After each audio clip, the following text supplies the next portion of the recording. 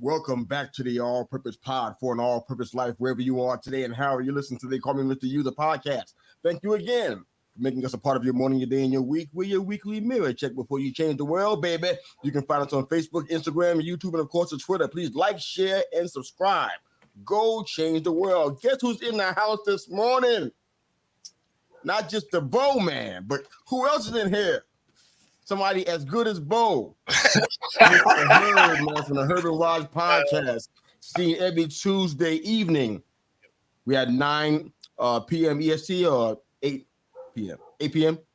9 p.m. EST, 8 p.m. Central. Yes. One of us had twins, and that kind of determines what time you get to go on air. Now. Oh my goodness! So, we got to go to sleep. Yeah, so that's that kind of dictates things, But yeah, copy that. How you guys doing this morning, man? Good to see you. Good to see you. It's weird to be here on a Tuesday. Yes. Yeah, I don't know what to do with that. It's just like kind of trying to understand. Like, it's a funny story. My wife is asleep downstairs. I ain't going to hear this part, so I'm going to just go ahead and tell the whole world. Normally I don't put nothing on Mondays because that's our time to do our show. We do some recording and whatnot. But she had an appointment, and we had to get that appointment in. And I didn't think about the calendar. I just said yes to the first thing they offered because we had to get my wife taken care of, and it was on a Monday. I'm like, oh, man, surprise. But it's all good. We're here on a Tuesday, man. Good to see you guys in the house this morning. Well, we're talking about the Week 7 matchup. You're talking about the state of the Panthers. I got a good buddy of mine from North Carolina. He is in love with the Panthers, and the man is despondent. So I promised him over a lunch a couple weeks ago. So you know what? We're going to try to break the Panthers down a little bit, try to give you some encouragement, as hard as that might be. I'm going to do my best to encourage my friend. That was my plan. Who's the number 1 overall draft pick in the college football and a Heisman winner? We're talking about Kirk Cousins, what team he might be going to, or where he should go to, that he waived his no trade, and just in all things NFL. So we're going to go ahead and run with this, man. But let's go ahead and jump right in, man. We got two poll questions already out there already. How many games will the Panthers win this year? I got a few responses coming in on the comments already. You guys may have some on your side too. How many games will the Panthers win this year? And the second poll question is Caleb Williams still your top pick for the Heisman? All the experts already chime in already, but I want to hear from you guys. You guys are experts who I actually trust. I want to hear from you guys that are listening out there. First poll question again, how many games will the Panthers win this year? And poll question number 2 is Caleb Williams still your top pick for the Heisman? All right, guys. Did you watch any college football? I knew Herb probably can go ahead and jump in. You watched that Roll Tide. I know you did. Yes. I saw a little bit of the Michigan game. I just I'm gonna do that as much as I can anyways. But of course, if we're playing little baby brother, who we have, get them bad beats out to. So we were really happy to see that happen. Bo, any college football from you today? No, I actually didn't get to watch any on Saturday. I was sad because there were some games I wanted to see, but I had a bunch of running around to do, and it's my one day to do actual adulting all week. So actual adulting. It always shouldn't happen on a Saturday, on a Sunday for you. Or Saturday. What's that? All your adulting happens on the Saturdays. It does. I spend a lot of time doing this during the week, so I got to have a day where I can actually be out and running around. So usually when I'm watching, what about Wednesday? It's little clips. What's that? What about Wednesday? That's a adulting day. Wednesday. Yeah. It's funny though because there's a 3-hour show I'm on that. Spreading yourself too thin, man. No, I do it on Saturday. When college football Saturday, I so for us, I'm on Central Time, so it's 11. So all of my adulting on Saturday happens from 8 to 11. Bingo. Herb, can you come do a job on Saturday morning? I got to be done by 11. So yeah, if we got to get up at 7 a.m., I'd rather do it at 7 a.m. on Saturday. But, it's funny though because my wife wants to be able to go do stuff on a day she's also not working. So there's a very fine window of not getting murdered by my wife. Right. That's okay, bro. I want you to murder, especially now that we are all accessories to this because you said it out loud on the air. So thanks for that. Well, I need people to back me. We can't find your body from here. Let's keep moving, brother. There's people that watch in the Northwest. All right. Just what you guys did ascertain from this weekend, what do you think about the whole Caleb Williams versus Utah situation? Because that was it was surprising to most folks, but to Bo and I, probably not. We've been talking about this for a while. I'm like, USC can't get away with doing what they've been doing all this time. Could eventually catch up. Well, and look what happened. Utah has a great defense. I mean, yeah, but did you expect them to win the game though? I don't think anybody did. I expected it to go down to the wire. Yeah. Yeah, like I really like their defense. Especially because SC doesn't have one. Right? Like they're like, we're gonna play offense and hope that we can just outrun everyone. And if you have a good defense, as long as your offense is adequate, like it doesn't have to be great, right? You just got to be able to go punch for punch. If you can get a couple of stops, yeah, you'll be right there. Yeah. I kind of think I know how you guys will answer this next question, but I want to give you a chance to do it anyways. There's some speculation that Caleb Williams is going to sit out the rest of the season, kind of keeping himself healthy going to the NFL. From a football standpoint, I think it's probably a horrible idea because you want to see what he does when faced with adversity. Yep. That's what I would want to see as if I was an NFL perspective who could potentially draft him, especially high. I want to say he deals with adversity. Right now, they haven't really had any until now. This is the first time they actually had a so-called adverse situation. It should have happened long before this because that all offense, no defense thing, I'm surprised it lasted this long. So now he's running into it now. You can't sit. So have you guys heard that? Is it coming from Williams himself or is it a team? What are you hearing from that, if anything? It always seems like it's outside speculation to me versus like coming from the inside. I don't think that a player or his team would ever kind of let that go out there anyway. You know what I mean? Even if he was considering it. To me, it's a terrible look. I mean, I get the end of the year bowl game that maybe doesn't mean as much for that last one, but to give up in the middle of the season, I mean, what kind of message does that send to the rest of your team? Like, I'm only with you when things look good. I mean, that's not the guy I want as my number one draft pick. Is the guy that decides halfway through the season, well, I didn't play good in a couple of games and we're done, so I'm bailing on you guys. Wow, that is a terrible message. Really bad look. You made it sound even worse too. It's really bad now. I'm like, wow, yeah. Kill him. You got me amped up, man. How about you, Bo? What do you think about that? Yeah, no, it's terrible. I mean, basically, you're saying, okay, I can beat up on bad teams, and then on ranked teams, he's 500. So, I mean, it's not like he was lighting it up against top tier talent. So now, as a potential, NFL scout or GM, I want to see this kid play. I want to see him in some top talent because you're not going to be facing lower tier teams. Every team in the NFL is full of all Americans, right? So, I mean, I want to see how he does against top talent. And then from the other end, as a player, I want to take every snap humanly possible, right? Because your time in this game is limited, and every snap I can get. I'm with you on that one. This is where you're probably going to end up parting company here because everybody still kind of sees him as the top candidate for the Heisman. I've always been kind of edgy about that one. Like, yeah, I see why they're saying that, but I didn't really see it. Even though he was, he get a lot of air yards because they're throwing all the time, but I just didn't see it. You guys think he is the de facto number one for the Heisman before this happened and after? What do you think? No. Note after or note before? Both. Yeah. Okay. I actually like a couple different quarterbacks kind of ahead of him. But Penix Jr., I like what he's doing in Washington. Rough game last week, though.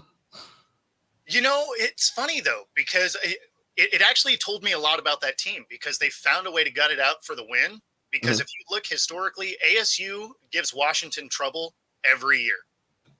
Like the Sun Devils, I don't know what it is, but they have ended potential like playoff situations for the Huskies in the past. So for them to gut out a tough win shows a lot of character for a team that, had been kind of blowing some people out. Yeah, But, again, I like him in that spot. May looks good. He has a shot. So I like him a lot. I didn't feel like he was the de facto number one before, and I certainly don't now. I think he had some real competition for that Heisman, and realistically for the number one overall pick now. Yeah, absolutely. What you heard? No, I agree. Even going into this season, I never believe in repeats, especially for certain things, especially with the Heisman. So I was always looking for the other candidate. I thought to add to what Bo just said, I thought Penix has been leading it for a while. Daniels, I thought from LSU would be if his team was playing, if they hadn't dropped that first game, and then if their team was just playing any lick of defense, I think you'd hear higher about him.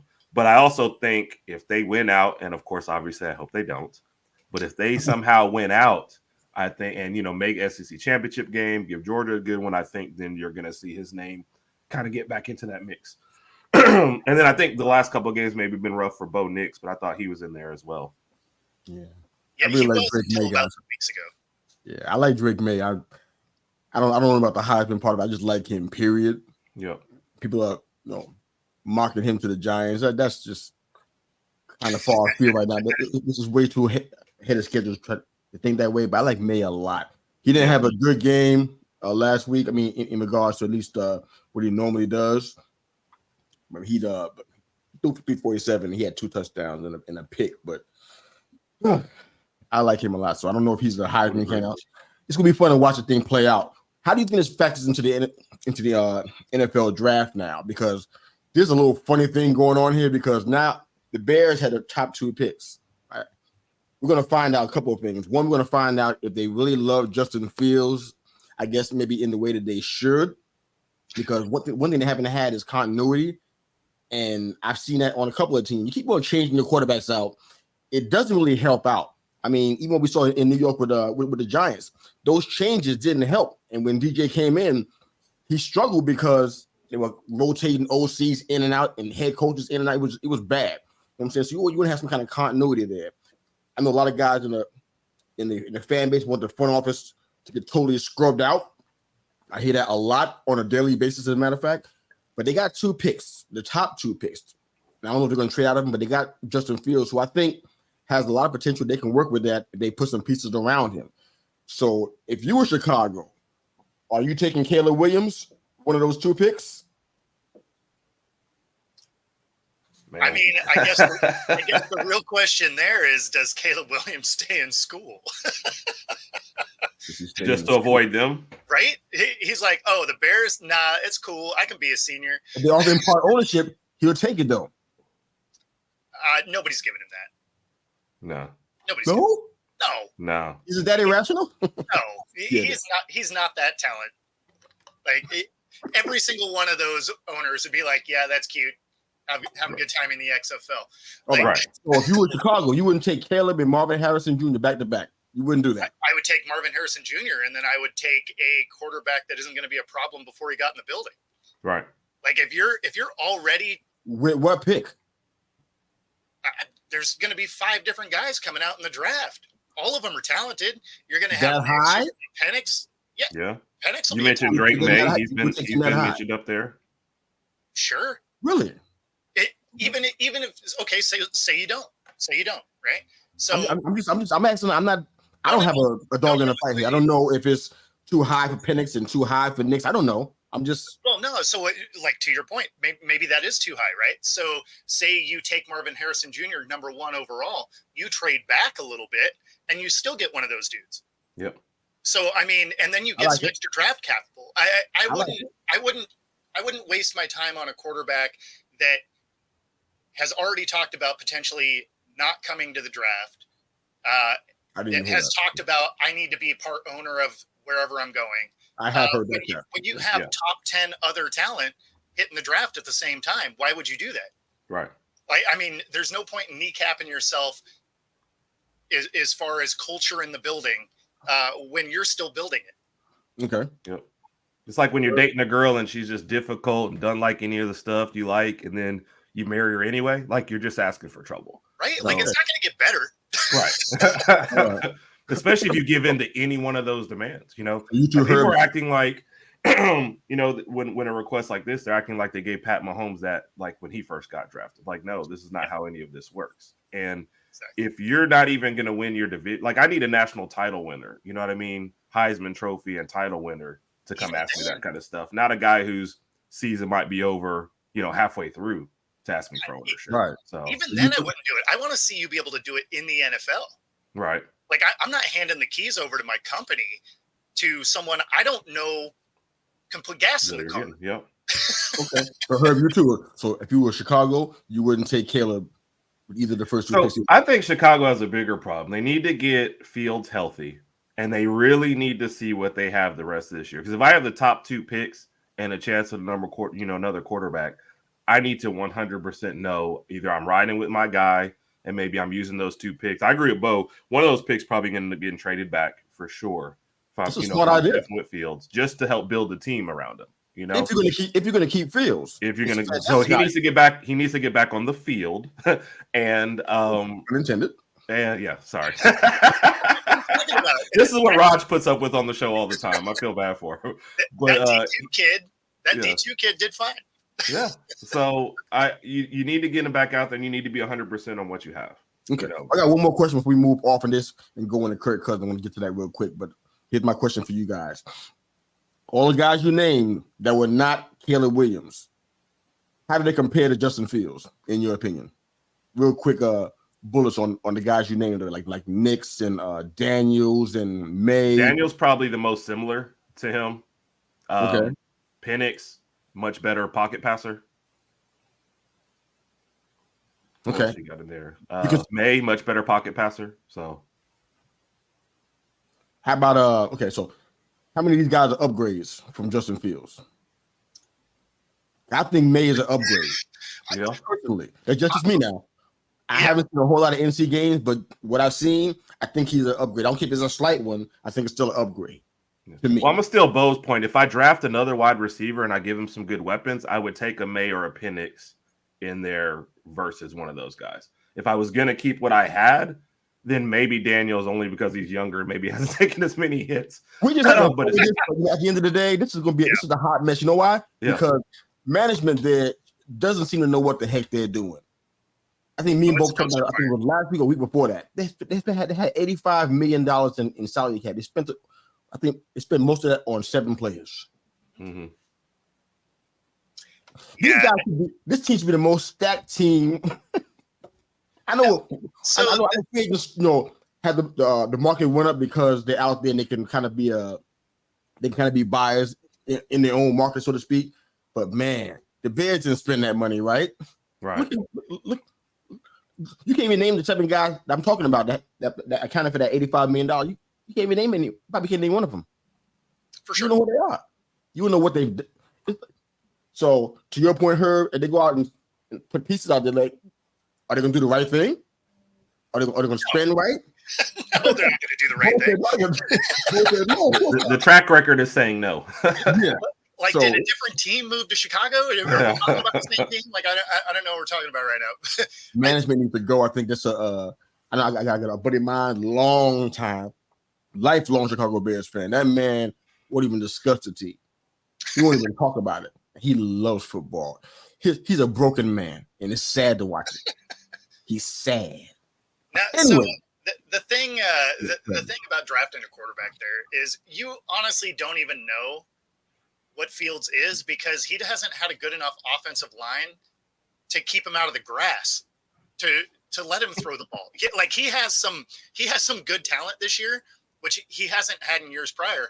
And then there's been tons of coaching mismanagement, but also like the line just still isn't great. So he ends up having a lot of plays that break down. Not to say that other quarterbacks don't have to deal with it, but I mean, man, he gets hit a lot. Yeah. Yeah. This is the concept that kind of it just makes me go crazy because they had all that. They had They had the run of the whole entire draft. It was Chicago's draft. They could do whatever they want. That's how much money they had and how many picks they had. You didn't take care of O-line with a guy that was supposed to be a franchise quarterback, supposedly. You didn't take care of that. Stupid stuff. Yeah. I don't get it. Usually, if you draft a quarterback that early, you're usually getting him a good offensive weapon and securing the line. It's helpful. And if you're going to spend that much on it, that's usually what you do. That's what a good organization would do. Right? Get him a good tackle, right? Get him a good tackle and a decent guard to pair with him. At least make it so that he's not taking dirt naps all the time. Right. It's a fun trivia game. Name somebody on their O-line. Let's move on, man. All right. All right. Where would you guys? I mean, I don't know. Honestly, I can't say where he is going to go because we don't know that right now. But where would you like him to go? Because right now he's wages no trade clause. I think the time with the Vikings are over. I think the Vikings are setting up. They had 7, I think, in the NFL draft. I think, yeah, they had 7. They're probably taking a quarterback. So one of them guys you named, they're going to be going to a cold weather city named Minnesota, probably more than likely. Right. What do you like about Kirk Cousins? He was with the Redskins before. Now he's with the Vikings. Where do you like him? I wouldn't have minded him on the Jets, to be honest. I feel like with that, what happened now, though? So where do you want him now? I mean, where are my choices? If I can't take the Jets, whatever you want. Well, I want the Jets. Then. I'm saying go back to the Jets. Then I just feel like if I'm looking at a team that has playoffs, huh? What you can do with Aaron Rodgers? What you can do with him? Well, it's the last year of his contract. Yeah, it's the last year. Yeah, I'm just down for a year. But he's spending most of it on the sidelines. They're gonna give him some kind of break, man. Well, no, I'm talking about Kirk Cousins also, though. Kirk Cousins, this is his last year in his contract too. Yeah. So I would send him to the Jets for a year. So I mean, with that defense and like Buffalo maybe scuttling a little bit, there's probably still an opportunity there to come up in the division.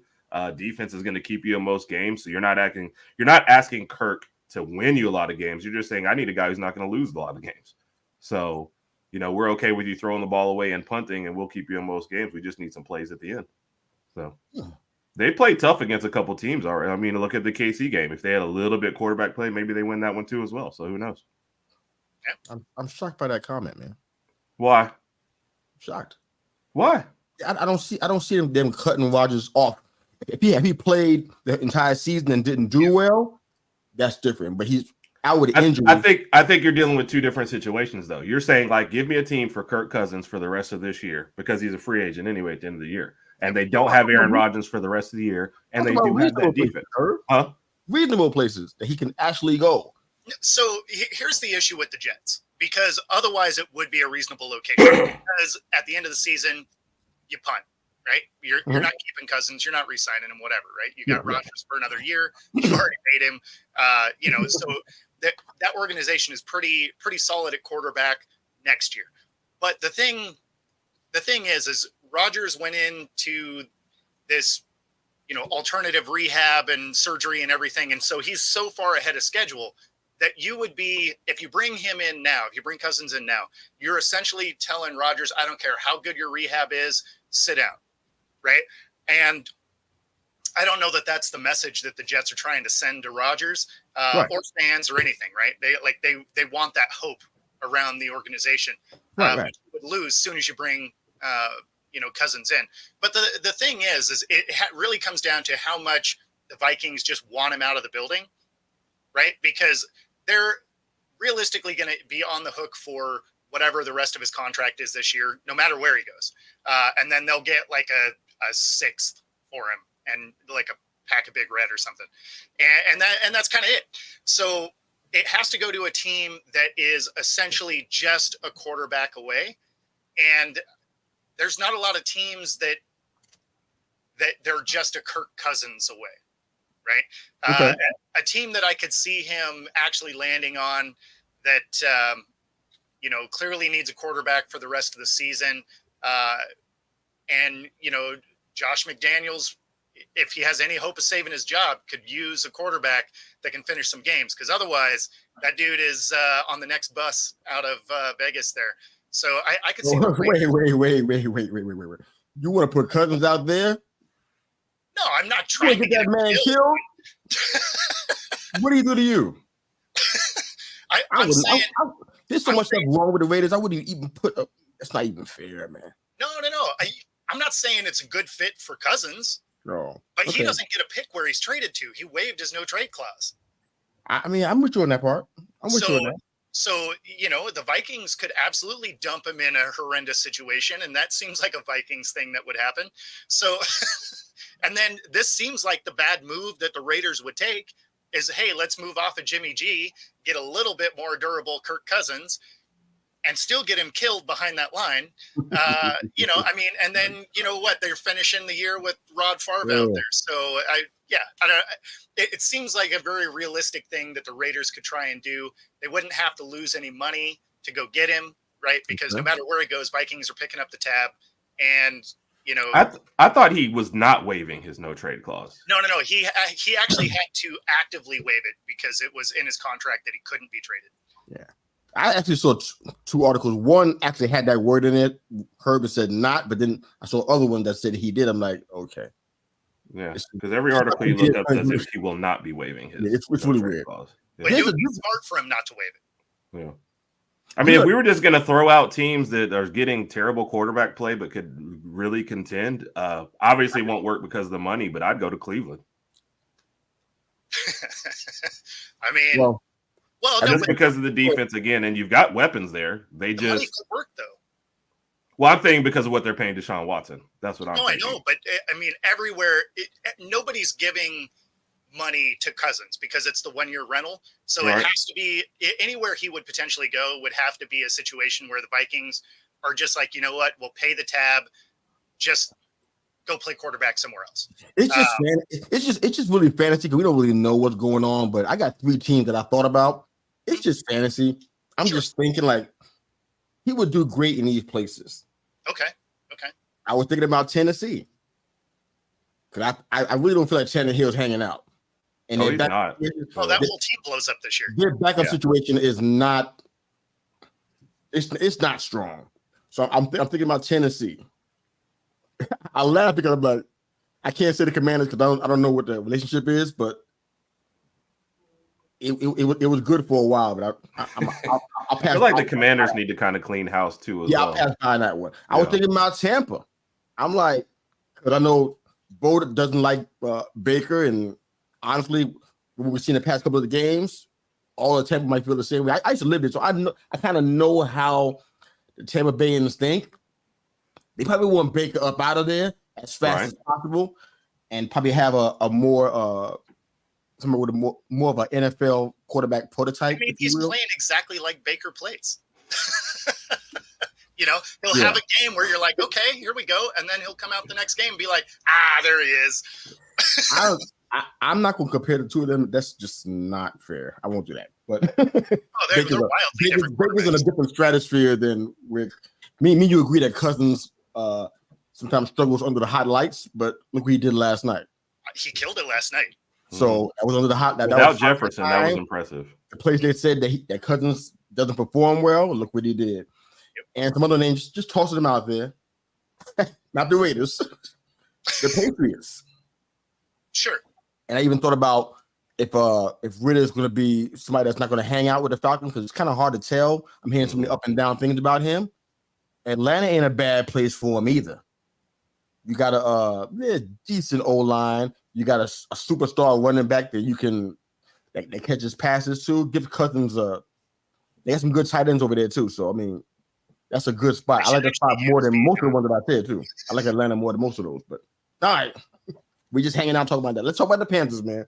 Let's go ahead and try to break this down in as much as we can. I got a friend that's probably listening right now that I owe him. I'm a man of my word. What do we know about them right now? So first off, they traded their first round pick to Chicago, so they don't have anything in the first round. Their biggest needs are wide receiver, edge rusher, cornerback, especially with the fact that Dante Jackson may be getting shipped out. Linebacker, they got a guy named Jeremy Chin who I love. He's a linebacker / safety. Loved him when he first came in. Injured with a quad, so he didn't come back until mid-November. And then they need interior O-line help. They're the only winless team still left in the NFL, but surprisingly enough, they're not the worst by offensive standards. They I think the 23rd in rushing yards, 26th in rushing touchdowns, which is not the worst. 23rd in passing yards. I think they rank average to above average in passing touchdowns. I think they're 14th.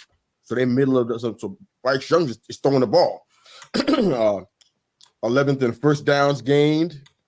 They're middle of the range of third down conversion. So they're not the worst in the world, but they don't have any wins to show for it. Their defense, however, that's near the worst in the league. They got some problems in that area. And that's what they're going to have the biggest issue in the all season, because they got 4 guys that are going to be probably moved out. Justin Houston, Haynes, Gross Matos, and of course Brian Burns, who other teams are calling the Panthers they were up for a trade. So I don't know if they're going to pull the trigger on that or they're going to keep him. I probably would try to keep him if I could, because they need all the content they can get, because their whole defense is probably going to be getting gutted, or at least the most talented parts of their defense. How do we fix these guys? Man, give some encouragement to my friend, man. My friend name is Malcolm, and he needs some help, man. He loves the Panthers like you love Roll Tide and how you love the Seahawks, man. He loves them like that, man. How can we help my brother out, man? What is there a bright side in here that you can encourage him with? Checks in the mail, by the way. Go ahead. Go ahead, Herb. Maybe if he gives them about 3 years, they'll have a chance to build up. Like I mean, it just looks bleak this year, with the games are losing, and like you said, the defense not playing well. And you mentioned Burns and keeping him, but some of those trade packages that they've been offered for him, I might have had to bite just to help build up the rest of the team. I think you mentioned everything on there they need except, like, I don't know, safety and water boy. Like everything else is just is just bad. There's no hope like on the immediate horizon. So I would say, man, I think Michael knows that. Yeah. So I tell him I would just have to be patient, to be honest. Copy that. Bo, what do you think, man? Yeah, I mean, this season is definitely not that year for them. Oh, we know that part, but he knows that too. Yeah, for sure. I mean, one of the things they have to address immediately is that offensive line, because Bryce Young isn't going to stay healthy enough to play in 3 years if they can't keep him upright. Because, he's not a huge guy. He's not going to be able to take those hits that are, coming from 6'5", 365, right? Like he doesn't have the frame for that. So they need to get some O-line protection to help this dude out. But, and then you'll see some of his numbers get better, right? Because I think as it sits right now, he's like 6 touchdowns and 4 picks, something like that, right around in there. So, I mean, you should see those numbers kind of come around if they can keep him upright. Because at this point, he's generally behind in games, just slinging the rock, trying to keep pace. And, he doesn't have the protection, the weapons. He's just not that guy yet. So it's this year, not so much, but next year they should be able to take a step forward. Year 3, that's probably a realistic, competitive team. There's some promise out there, man.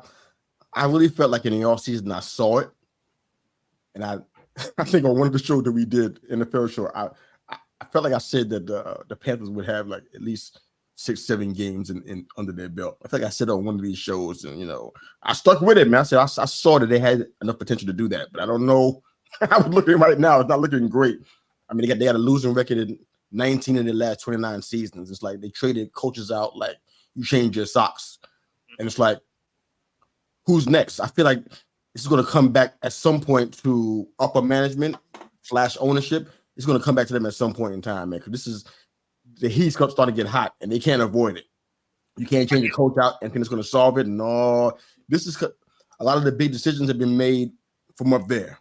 It's not head coaching stuff. It's upper management stuff, GM stuff, maybe even ownership stuff. And they got to take that heat. So I think a lot of fans would love to have a change up at the top. I don't think they love Tepper like, you might think they do. So that's they probably still end up dumping Frank Wright if they don't. He's a goner. He's a goner. I'm surprised he didn't win. I'm surprised he was even there to start with. I was shocked by that. I'm like, he's not the quarterback whisperer that people keep on saying that he is. It's not that. No. He whispers. Buffalo was awesome. Come on, it's all whispers. He said. Do better. Buffalo was awesome, but this is not. I don't think he's what they said he was, and it's starting to really show right now, man. How are we gonna do power rankings, man? Herb, can you do power rankings today? Of course. I mean, they won't be like Bo's power rankings.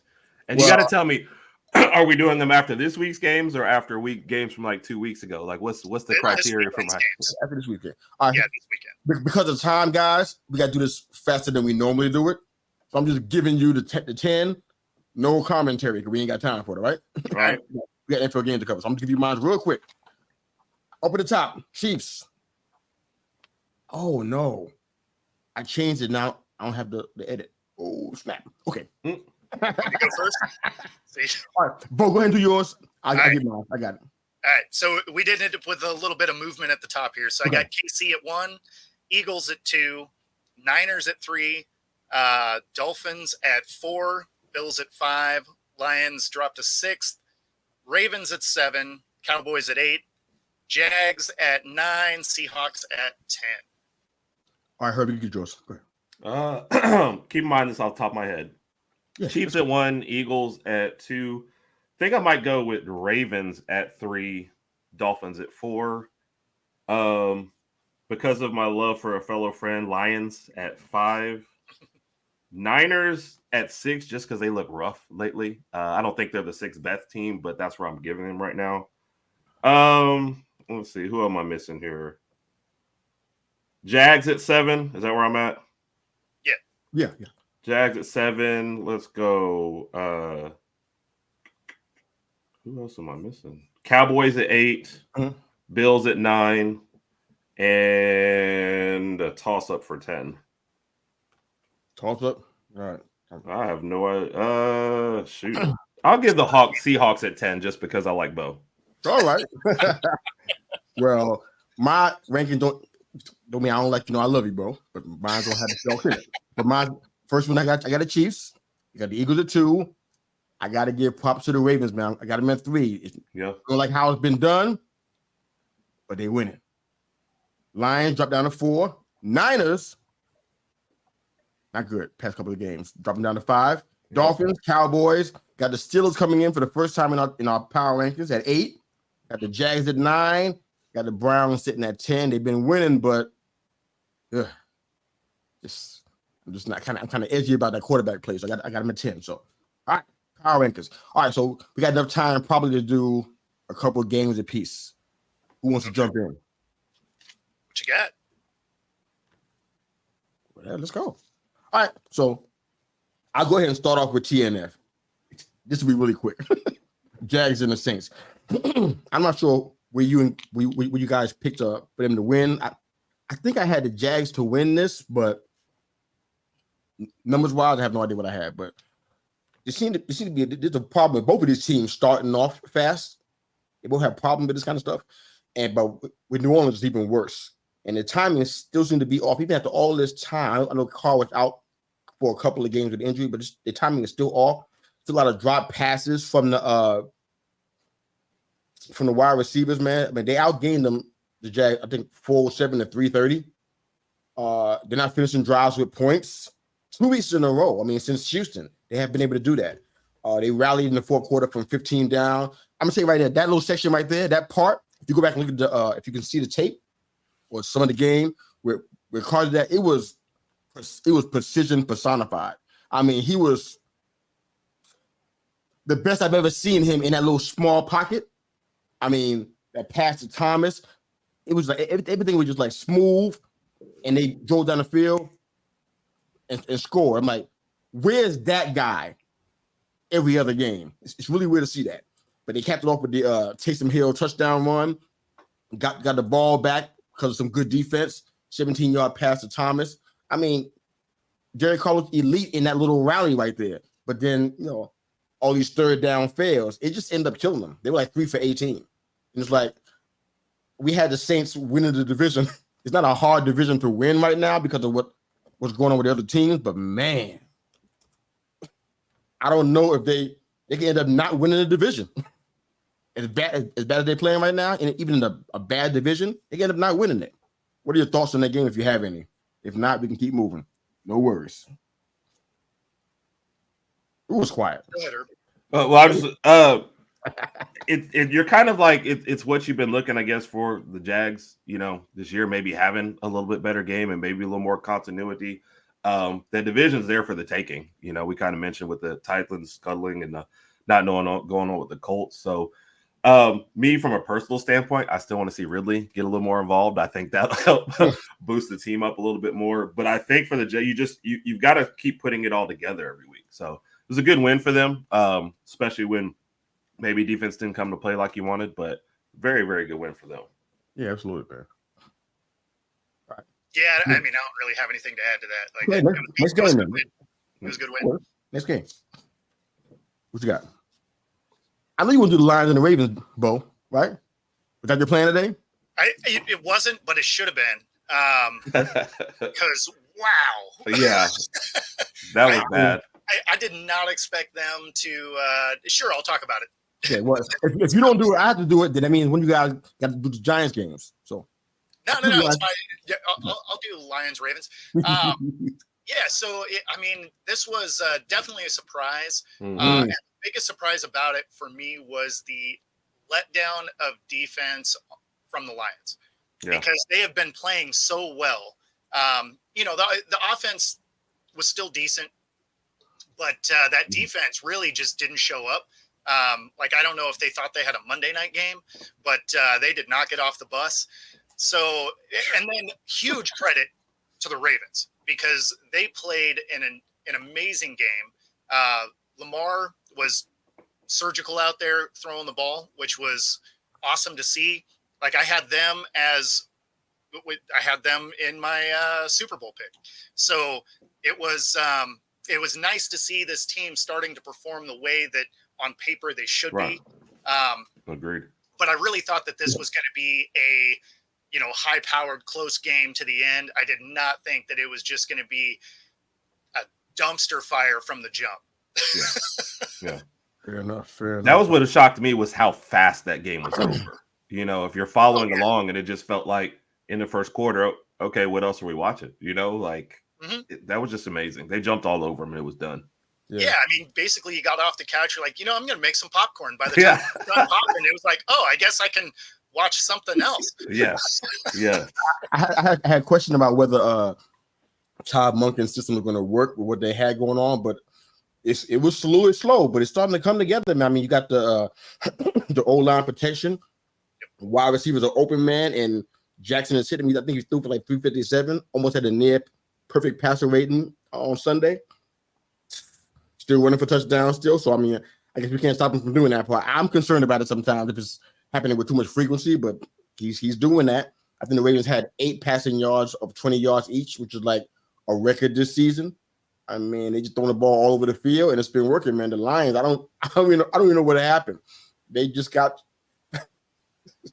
they got surprised. It's like, see, that always happen with a road team. They always seem to have a problem. So that could be a Achilles heel for them, watching them playing against the teams on the road. But all right, Bo, you did yours.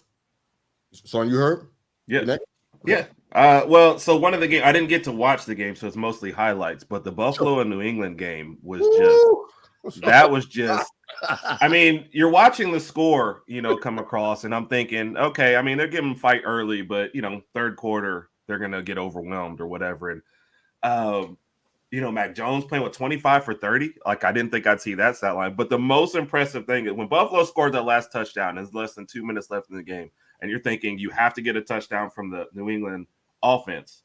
I'm thinking that's not going to happen. It's just I guess they needed a field goal against the top, but I'm thinking it's not going to happen. And when they actually led a game-winning drive with everything that's been going on this year, I don't know if it says more about the fight in New England or what's going on with Buffalo when they just happen to lay an egg like this. But that was one of the more impressive game or more of the surprising score lines of the weekend to me.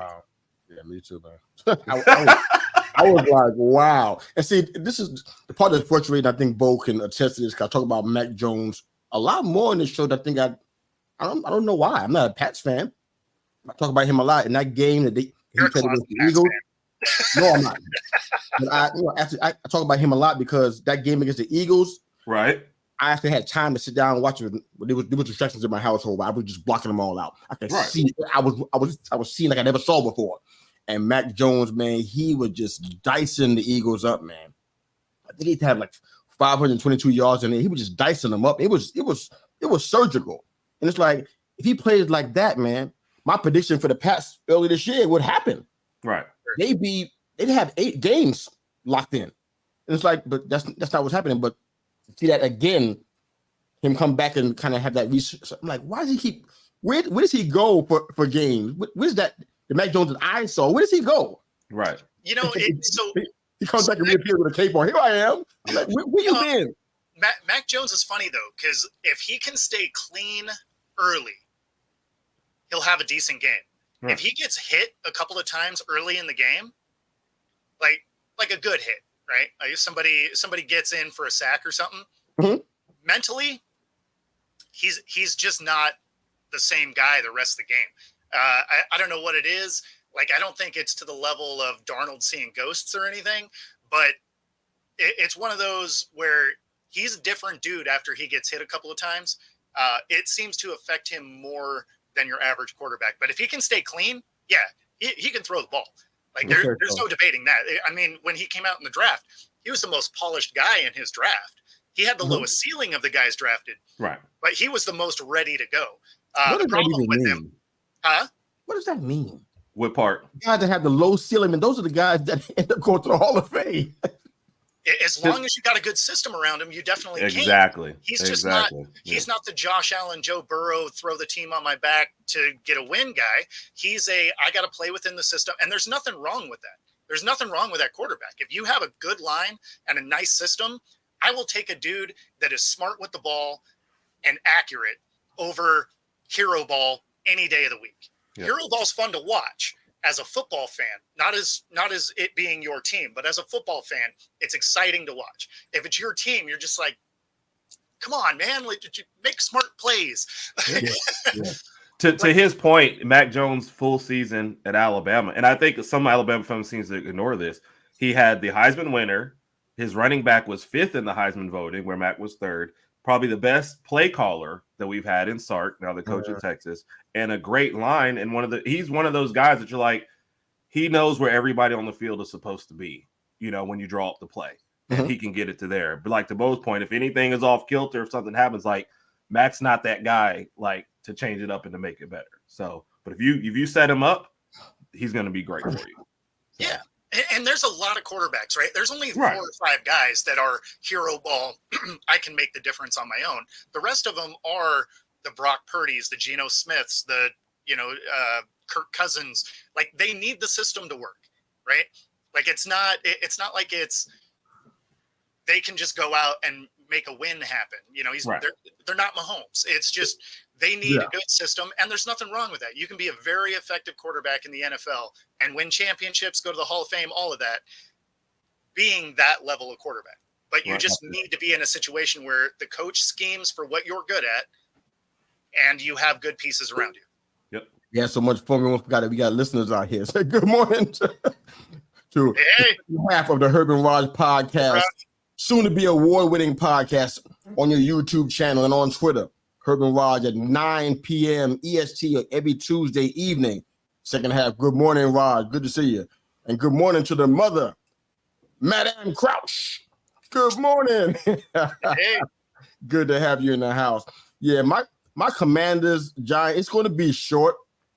And I think for time's sake, and I do rant from time to time about the team, so it needs to be short.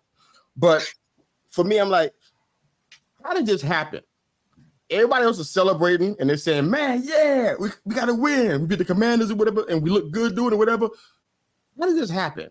Was just because Tyrod was back here? I mean, I'm analytical, so I'm breaking this whole thing down. Like, how did this happen? It's not because we played the Commanders. It can't be just that. You know what I'm saying? Because they played teams tough during the year. It's not that. Was it because Tyrod was back then and wasn't DJ? Was it because Pugh was on the line and he got another game under his belt and he's more comfortable out there? Was it because Dabo took over the offensive meetings? What caused all this? Nobody has an answer for me. Maybe you guys do. But I'm like, what's causing all this stuff? These guys defense had 6 sacks, which is like probably their highest this year, I would think. Yeah. Second quarter touchdown passes from Tyrod. He was, again, surgical. He was dicing them up. I mean, and we finally used our rookie Hyatt. If you see the clip on Twitter, if you can't find it, just go to my profile and scroll down to Sunday. So I'm so embarrassed for the guy. I don't even know his name. I feel bad for him and his whole family. Wow. Hyatt. He was jogging, and this dude was huffing like, I got to catch him or I'll lose my job. And Hyatt was just trying to, like, he wasn't even running full speed. The weapons that we have out there are amazing. Shit, running back. But we got some incredible weapons out there. It's like, first offensive touchdowns or the first half of the season since it started. Shepard. That's a crazy stat. Yeah, not good. Shepard, muff punt. He's not playing that much. I don't know if that's why, but muffing the punt. Broccoli fumbled inside the 5. I got 2 running backs that are hurt. So they're primarily our special team guys. So I think it was Gray and Brightwell, who was supposed to be special teams, so we can kind of have a backup for Broccoli if we need to have it. And they both hurt, so that doesn't bode well, But I think for me, we're making progress, but not scoring in the second half at all makes this long-time guy kind of uneasy. Right. But it is progressive. I did see some positive change going on. I don't know what you guys saw, but grateful for the W. I don't know if it was Tyrod or Pugh or Dayball or all 3. Keep that going. Well, I mean, sometimes just having a quarterback change can make a difference, right? There's not a lot of current tape on him. So there's those elements where, maybe the store needed some change and they had to break that roll of dimes and Danny just isn't your guy. I'm married to the team. I said this on both of you guys' show. I don't care about none of that stuff. Right. Because I had diapers on. I don't care about that. I care about the team. Anybody can go. Just keep on winning. I don't care. I don't care. How do you feel about me and Bo? Are we good? Or are we? I love y'all. I hope you'll never leave. Okay. The biggest thing is that Tyrod does give him a better chance to win because he's a little more mobile. Bo will be the first one to leave out this group. Watch. He'll be the first one to leave us. Watch. I had doing 9 shows. He'll be the first one to bounce. Watch. It ain't gonna be me. I'm loyal. Oh, okay. I'm just gonna step away for a minute. I'll be right. Me and Bo do this every Monday morning. He's out here off the top rope. All right, so next game. Who got it? Well, I mean, we might as well talk about this Monday night game. Report. So, it's one of the reasons why I didn't have the Niners slide as much off of my top 10, right? Because they've been number 1 most of the year. Right. But why I didn't have them slide a ton is because of the amount of injuries that were on the defensive side of the ball. So it's not like they just got exposed and people have a blueprint for them. They just didn't have the people on the field. And then you also came up against a Kirk Cousins that was having the game of his life out there. I mean, it was probably one of the most accurate throwing days for Cousins you've seen in a while. So, and he did it in prime time. I mean, that was probably the most unbelievable part of this game. He did it under the hot lights of Monday night. Usually he's, feet up by the fire in his backyard by the time the second quarter hits. So, I mean, they played great. They schemed for the Niners incredibly well. And the Niners did have some injuries on that defensive side of the ball. They shouldn't have played as bad as they did, obviously. Right. But I mean, some of the passes that Kirk was able to make was pretty impressive. That catch by Addison to rip it out and take it to the house was amazing. So, I mean, there were a lot of things that were really going the Vikings' way.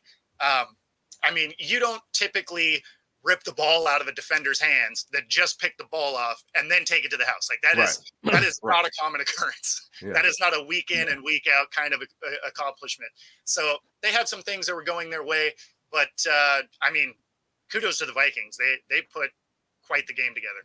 Yeah. Did you think that game showed you anything about Purdy? No, I mean, not really. Like he actually was accurate most of the night. Like he had a couple of throws that weren't perfect, but that Vikings defense was actually kind of getting home, which is surprising, right? Because they haven't played great defense all year. Right. But they were able to create some pressure. Purdy was, again, he was relatively accurate. He stood in there like a champ and got blasted on a couple of his throws. So, I mean, he definitely showed that he can play in this league, but he's like we were talking about earlier. He's not that hero ball guy. He's I need a good system. I need decent protection, and I can pick you apart.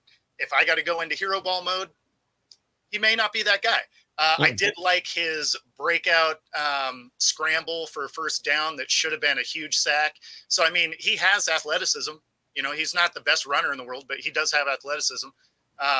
So, yeah, I mean, he's that system quarterback. And I don't say that with a negative connotation. You just got to know what your quarterback is good at. Right. Fair enough. All right, well, I'm good there. I don't have anything to add.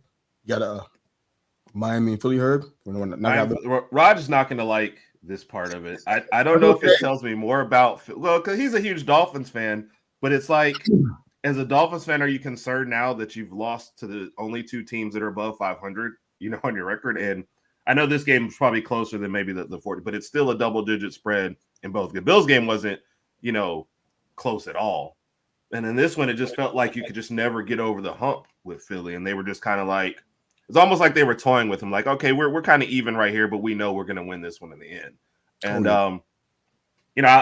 I love it for Jalen Hurts. I know he's getting a little bit banged up out there, but I think he's still out there competing. I love the progressions that he's doing offensively. And one thing I love that Philly did was getting him A.J. Brown, man. And I think he makes a difference for him in every game. That's great. That thing took me off. I'm like, how did y'all get him? I mean, Philly's making because then they just trade for the safety.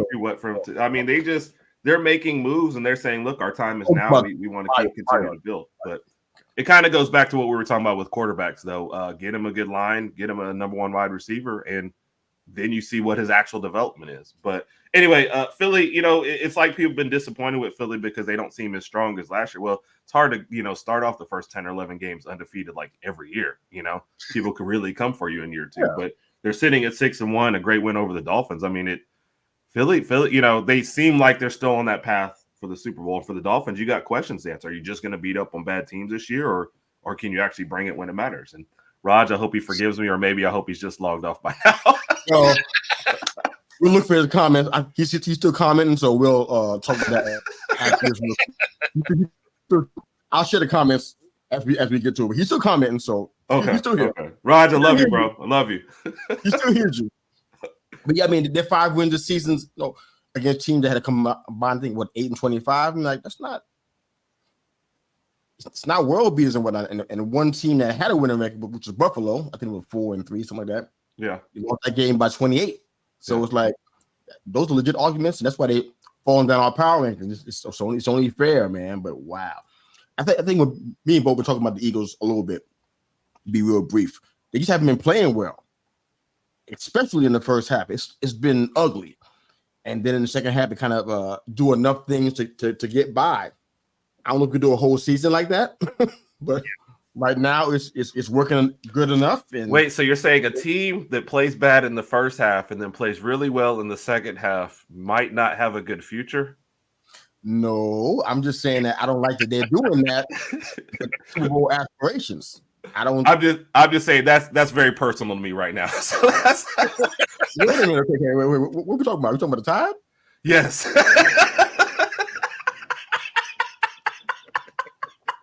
Now do you see my worry? I will ask you who your NFL team was, but you were talking about the Tide. I'm like, we already get that part, didn't we? I'm just saying that it's like you hit me right here when you said that. The NFL team, Herb. I root for Philly because they got Jalen. I used to root for the Titans with Derrick Henry, so I pick players more. I'll pick a player, but so you keep moving around every time. So right now it'll probably be Philly and the Titans. Those would be my two. If I had a Super Bowl pick and one from each conference, those would be the two. For the Titans, other teams would have to quit football for them to have a shot. Oh boy, I don't. That doesn't look good. No, not at all. They should have blown the team up and they didn't. So, all right, let's jump into our poll questions again. How many games will the Panthers win this year? Whew.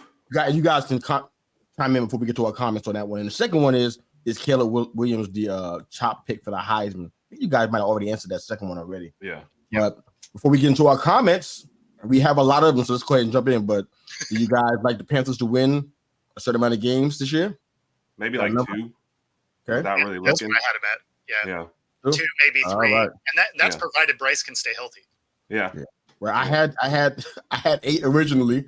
I can't lean on that anymore, so I'm going to have to adjust it and go with 3. Okay. So this came from Twitter.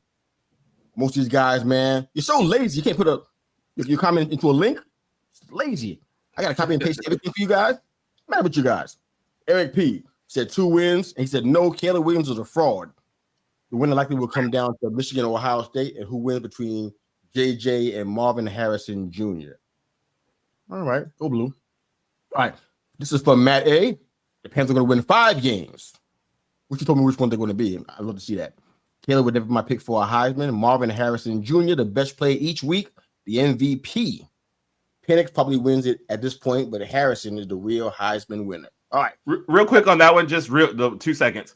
Yeah. People keep saying that, but I had an Ohio State fan ask me that. His offense has been terrible this year, and he doesn't have the stats. Like, you can't just pick who you think is the best player, which I get. He's, top 5 draft pick for sure, but the stats aren't there. Exactly. I don't see what the numbers are. People say Ohio State's never mind. The offense has been terrible this year, so you're not going to win it that way. Yeah, I'm gonna just stay out of that. That's a whole Ohio State. I'm not even doing that. Not on this show today. Brandon Smith this morning said for him, or 2 games, and for him, 2 games are 32. I don't know what he's talking about. Mm-mm. All right, we saying for then he winning 32 games. It's ridiculous. Okay, so, over the next 5 years. Yeah. Anyway, Brandon's saying Jaden Daniels right now is the top runner. I don't know how that could be. I don't know how that could be. Okay. He's talking about Daniels for the Heisman. Yeah, he's saying he's the top the top choice right now. How is that so? Yeah, I wouldn't think so. I don't know how that could be. Okay. All right. Back to the Binge Podcast. Good morning, guys. USC has some tough games ahead. That's my team, but they are in trouble. You know why? Listen to our show. Caleb Sitz will hurt him the rest of his football career. You ain't lying, baby. Definitely. All right. Aaron says Sanders for Heisman. We're talking about Shadur, I guess. I'm not doing that today. Next. Caleb has the hype. He will go high. Someone is leaking this not playing ownership talk. Okay. Maybe, but I meant to mention this earlier, but they get some things that we're hearing from him that kind of sound kind of arrogant. Exactly. So if you hear some leakage that happens that's arrogant, I'm kind of piecing it together. Like kind of another link in the chain. I'm hearing crazy stuff. You want ownership? You ain't did nothing in the NFL. Exactly. And as a matter of fact, beside the Heisman last year, you didn't do a whole lot in college to say, you know what, this is I'm the greatest in college football history. To even ask for NFL ownership, that's just so okay. Caleb does have the hype, but I don't see that happen. This is for you, bro. I think Josh says, "Can Geno Smith stub his?" Oh, I should have read this first. I should have read that first. I don't normally put that kind of mess out here. Josh, you know better. All right. Can he? Okay. Can the Hawks get the Cousins? All right. I don't know what to do with that kind of stuff. So no. They got past me. I'm sorry. Why would you want Cousins? Why would you want Cousins? He does not fit what Seahawks do at all. Like they make their offense around the run and around the ability for a quarterback to move around. Cousins ain't that dude. I don't think that that's a good fit whatsoever. Not at all. Not at all. Agreed. Even if he wasn't there, I think it's still a bad fit. Sorry, Joshua, but no can do. Joe Disney. Atlanta is a Kirk Cousins away. I said that a little while ago. I think it's an awesome fit. Yep. I think they're doing enough things on both sides of the ball they're building slow, but I think that Ritter is on a slippery slope right now. Agreed. And I think at any point he can get goose right now because they got Taylor Heineke back there, and he's wearing skis. What are we talking about? Yeah, I mean, I think Heineke, he wasn't ever really a de facto starter, but I think he has enough to hold that place. If they want to move on from Ritter, because I think he can help you win some games. I think Heineke had that kind of ability. He showed it in Washington, anyways. Well, and that offensive line for Atlanta could keep Cousins healthy, right? Like it's a decent offensive line, so that actually wouldn't be a bad fit. All right, the Back of the Bench podcast has a question for us. Be curious about what you guys think about the Eagles' brotherly shove tush push. So I don't have much there, huh? Let me jump on this one. Do it.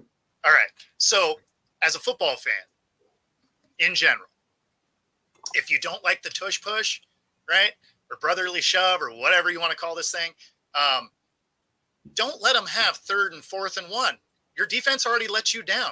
If it's 3rd and 5, 4th and 5, they ain't running that play. So make your defense stop them earlier, and then you don't have to worry about a quarterback sneak for 1 yard. The fact that you can't stuff it, too bad, because you've already let them get that close. So that's on your defense. You can't be mad at a play that works. Be mad at a defense and let them get to that spot. Right. Herb, did you hear that they're going to try to outlaw the move? Did you hear that? It's amazing to me that one team is doing a play well, and they're saying, we don't like that you're doing this well. And that's what we're going to get rid of. Like, I mean, and it's not like, hey, we're trying to protect it. No, other teams have tried to do it. They don't do it as well. They do something else. You guys are doing it really well. We're going to outlaw it. I mean, how do you even legislate that? I want to see the vote. Is the vote 31-1 on this one? I don't. Who's doing the voting? It doesn't make any sense to get rid of that. I mean, it's a quarterback sneak. That's all it is. Like, it's no different than what was done before. You just happen to have a quarterback that can, deadlift 600 pounds, and you have a beast of a human and Kelsey in front of him. Yeah. I mean, it's not like the other teams aren't allowed to run the play. You hit the gym. My team had 1st and goal from the 1 after a block punt, and we were in the shotgun. So I wish that we would take, whatever you want to call it for roll tide. I wish we would have taken this play call. What's the name of the other play that Philly had that people tried to do and they couldn't do it? Several teams have tried to do it. Yeah. Like New England, I think, tried to do it, but they've got Mac Jones. Like, that's just not gonna. What's the other play called? What's the other one called? The other play? What's that? That they tried to do last year, and everybody tried to copy it and they couldn't do it. The Philly special, something like that. Oh yeah. Well, I mean, other teams have done it. Yeah. I don't think it was the same, bro. With some success, but I mean, the thing is you find stuff that works for the players you have. So okay, maybe you can't duplicate the success there. So you're trying to outlaw the play you can do. Try to outlaw something that you can't do. Right. Anyway, let's move on. Glad my Fins made the top 5. Thanks, Bo. I don't know. I felt like there was something attached to that. It was a little bit of a dig for sure. I felt like it was like extra watch. I don't know why you do that. I don't know why you do that. I'm being fair and equal about this stuff. They don't deserve to be my top 5 right now, man. It's not personal, baby. I love you, man. All right, Back of the Bench podcast again. Can't keep the Bills behind my fence since they already beat them. Yeah, but they played worse since. They've got a worse record. The Dolphins are actually 1st in their division. So the Bills out of my top 10, man, and it's deserved, brother. Come on, man. You see what they're doing, man. Don't. Yeah. Come on, man. Be honest.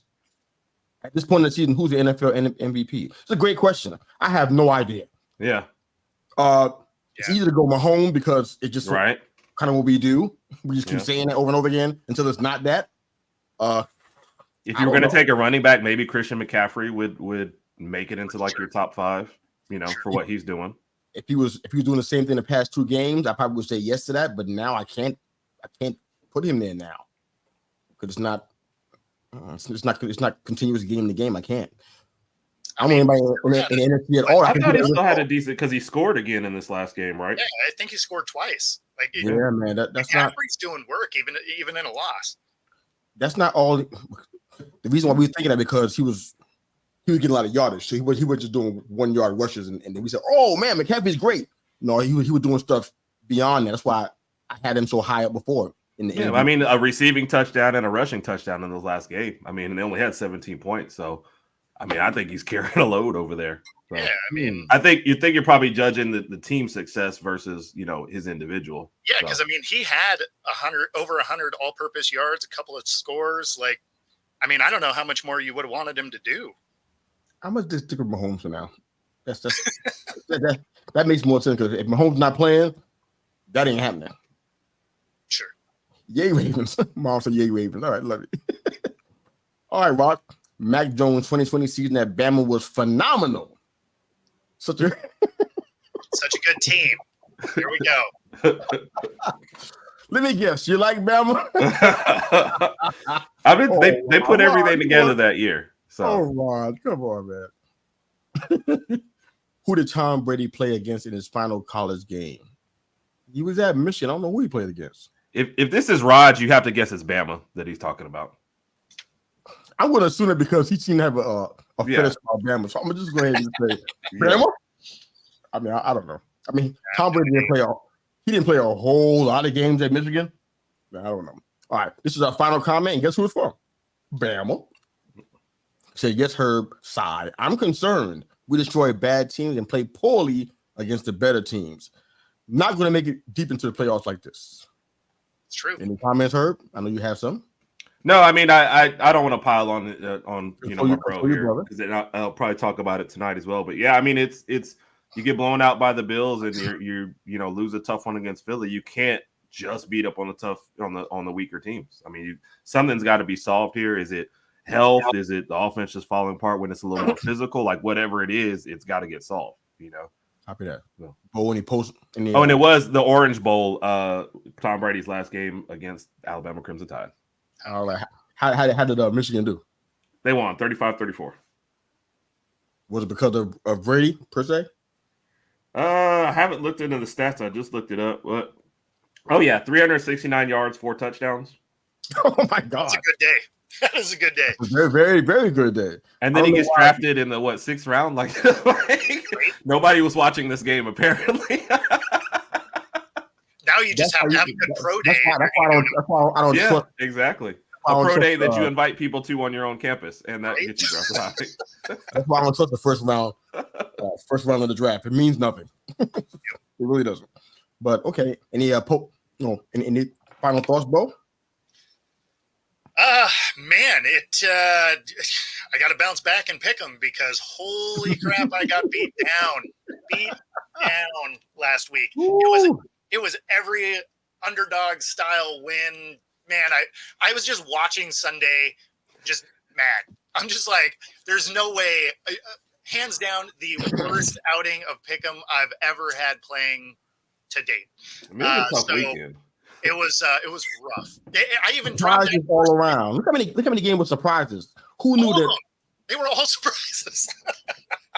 well, I was mad. The Chargers and the Chiefs didn't surprise me, but almost everyone else, yeah. I was shocked by most of what happened. Yeah, and then even last night, right? I'm thinking Cousins, prime time, no defense. I'm like, here we go. This is a get right game for the Niners. There you go, right? But to keep the trend true for the whole week, I took a fat L there. Ended up going 3-9. Brutal. So I went into the weekend up 3 games and left the weekend down 2. Ooh. Yeah. You need to have a near perfect record for the next 2 weeks, and you'll be all right.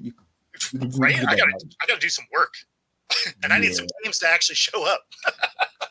Copy that, man. So good to have you guys. Let everybody know how they can find you. How can they find you, Herb and Bo? Go ahead, Herb. Well, I'm on X. We're under at Herb Raj Podcast. We also do our show is live Tuesday nights now. 8 p.m. Central, 9 p.m. Eastern. Tonight we're breaking down Alabama season thus far, so that should be a nice roller coaster of a show. And then plenty of YouTube videos. We do our college picks. We do Bama versus the world. So you can find us on our YouTube channel as well. Sweet deal, Bo. Yeah, you can find me right here every Monday morning on the Mr. U podcast, and of course on my channel, Football Talk. And my Twitter handle is there on the screen, or it was a second ago. And I'm on there all the time. All right, brother. I'm trying to serve the people. I'm trying to serve the people. Here we go. Back to the screen, bro. I'm so sorry, bro. No, it's cool. It's cool. Nice. I know it is. They're on Twitter or X or whatever. It is Football Talk with Bo. I can't say X. It's dumb. I can't. No, that's why I just put Twixter on there. Yes, I like it. I like it. But it was so much fun to have you guys, man. This is the kind of stuff that when it happens now, I get sad just over like, wow, when's it gonna happen again? Well, I've been in the presence of greatness, so I've just been nervous the whole time. Like, oh, please, you destroyed. You did fantastic, man. You made this show better. And I mean that with all my heart, man. Absolutely. I appreciate y'all having me on, man. Thank you. Thank you guys again, man. And guess what? Show's over, man. Yeah. Outro time.